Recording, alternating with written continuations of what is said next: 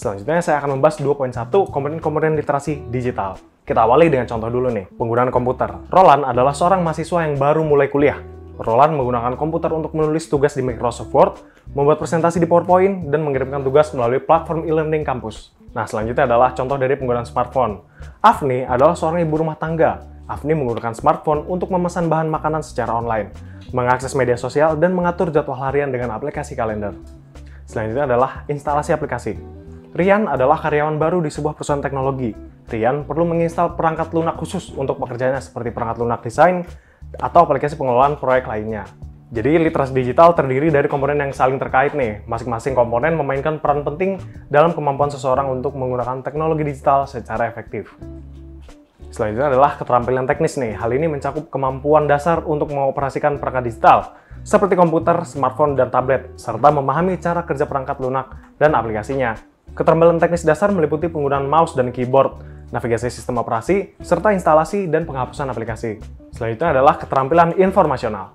Kita awali dengan contoh, yaitu pencarian efektif. Falih adalah seorang peneliti.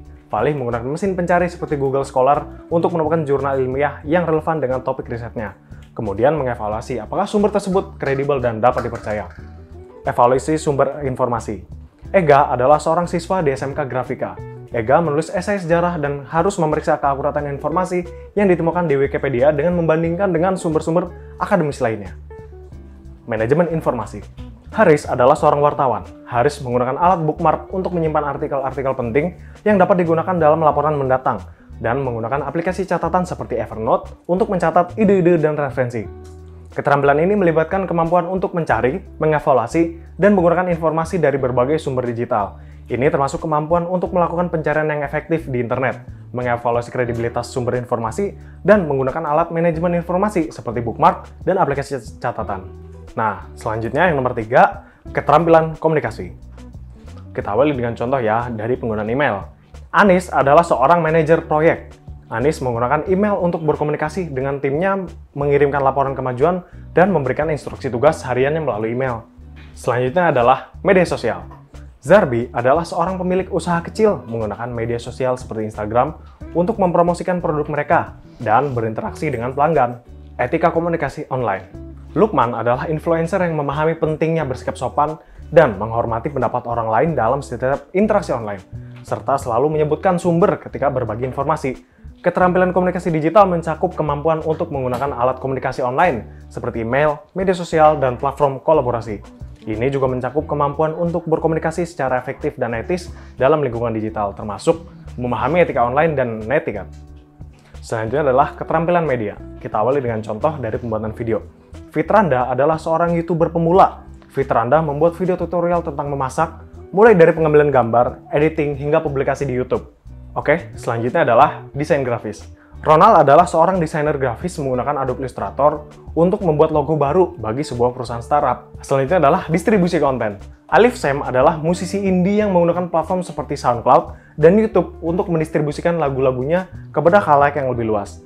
Keterampilan media digital melibatkan kemampuan untuk memahami dan membuat konten media digital seperti video, audio, dan gambar. Ini mencakup pemahaman tentang prinsip-prinsip desain, produksi media, dan distribusi konten digital. Selanjutnya adalah keterampilan jaringan. Kita awali dengan contoh dari pemahaman jaringan dulu ya. Aryo adalah seorang teknisi IT di sebuah kantor yang memahami bagaimana router dan switch bekerja untuk menghubungkan semua komputer di kantor ke jaringan internet. Selanjutnya adalah keamanan jaringan. Seorang administrator jaringan memastikan bahwa semua perangkat yang terhubung ke jaringan kantor memiliki firewall yang aktif dan antivirus yang terbaru untuk mencegah serangan cyber. Selanjutnya adalah manajemen protokol jaringan. Seorang pengembang web menggunakan protokol HTTP untuk memastikan bahwa situs web yang mereka bangun dapat diakses oleh pengguna melalui berbagai perangkat.